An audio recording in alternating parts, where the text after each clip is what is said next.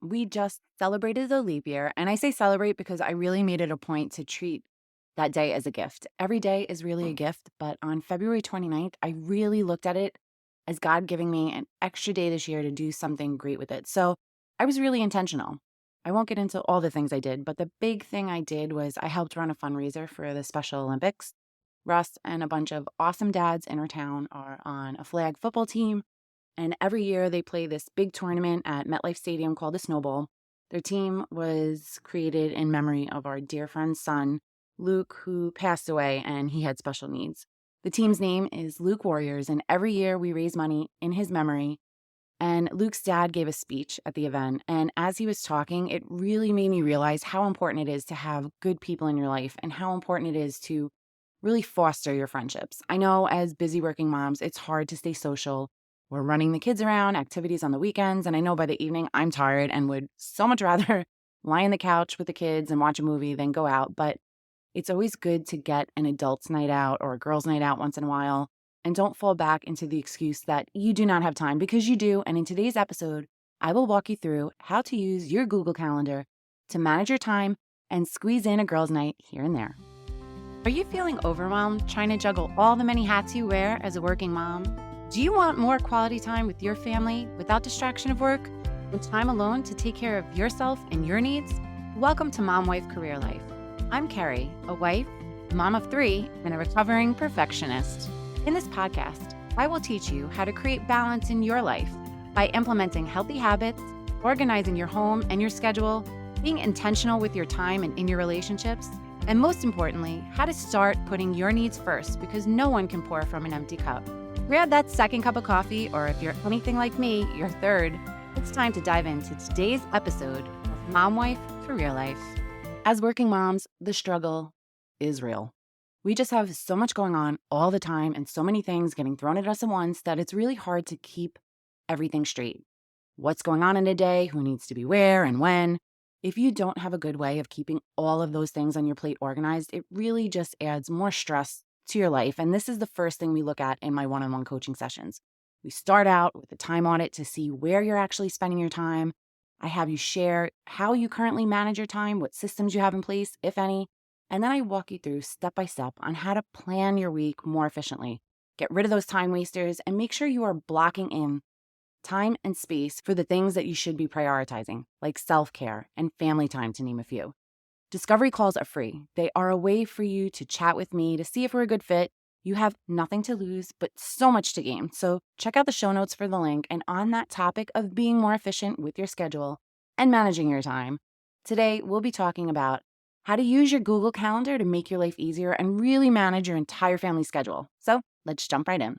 Number 1, create separate calendars.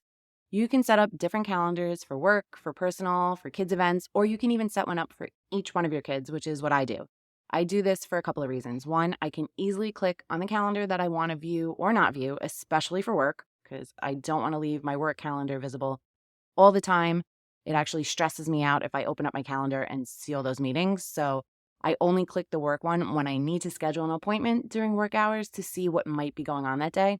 But for my kids, I'm trying to get them in the habit of managing their time and their calendars. So I have their individual calendars linked to their Gmail account so that anytime I add something personal for them, they can go on their phones and they can see it. Michael doesn't have a phone yet, so he has to rely on our paper calendar in our home management center, but he'll probably be getting a cell phone soon because he's getting of that age, and I'll start doing that with him as well.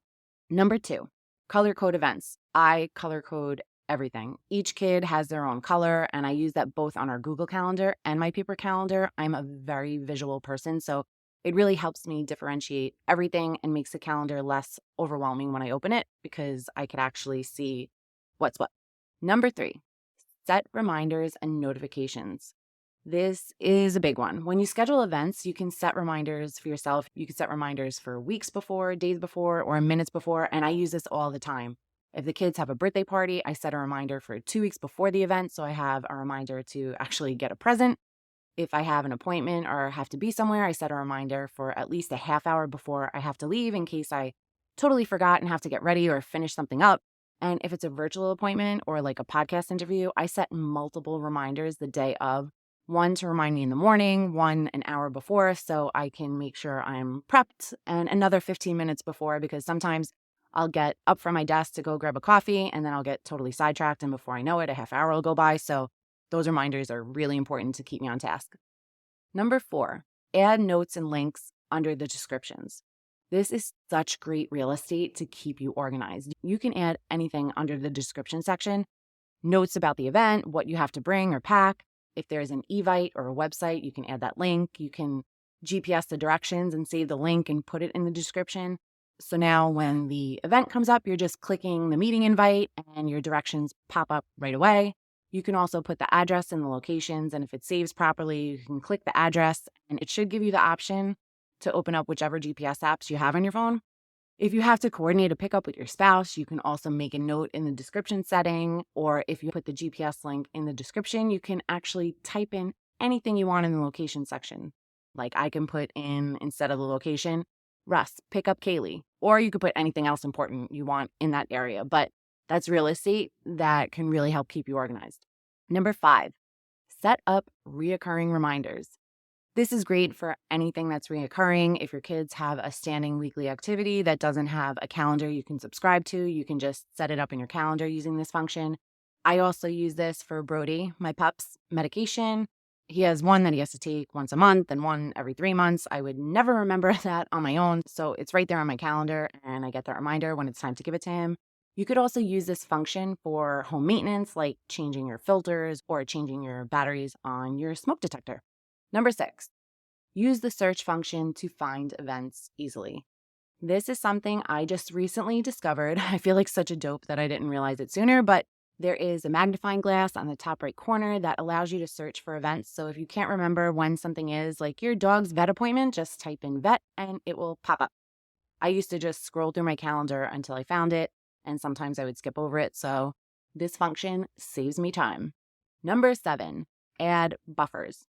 If your appointment or activity has travel time, add that time to the event. So if the event starts at 3 and it's a half hour away, put it in your calendar for 2:30. But, and huge but, make a note in the description area or even in that location section if you're not using it, what time the actual event starts at.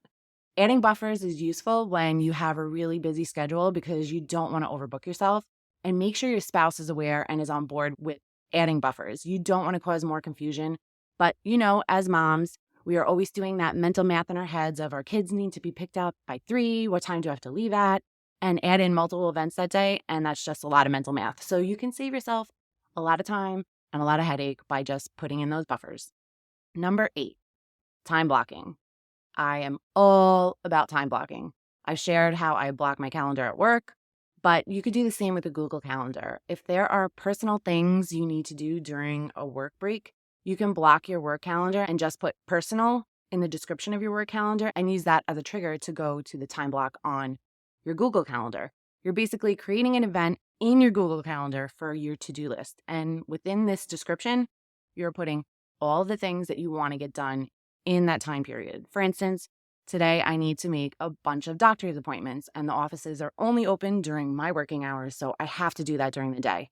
I looked for time on my work calendar that I could block off, and then I made a note in my Google Calendar to make those calls. You can even take it a step further and add the phone numbers of all those phone calls you have to make in the description area.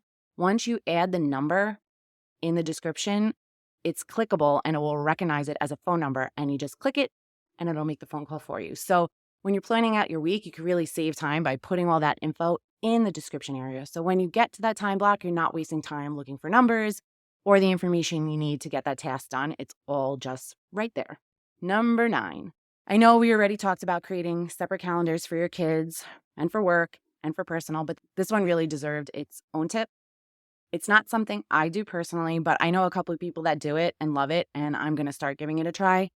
Create a separate calendar for meal planning. And as you're planning out your week, which I hope by now you are all doing, and if you're not, you're getting a virtual hand slap because that is the absolute first step in getting work-life balance. So you're using your calendar to plan out your meals, at least dinner, because that's our biggest pain point. And in the description, you could actually put the link to the recipes, which is why I'm leaning towards starting this calendar. I'm trying to eat healthier meals and I'm going on a big recipe hunt. So when I find them, I'm starting to see the links. So you put the links in the description. So when it's time to cook dinner, you're just clicking the link.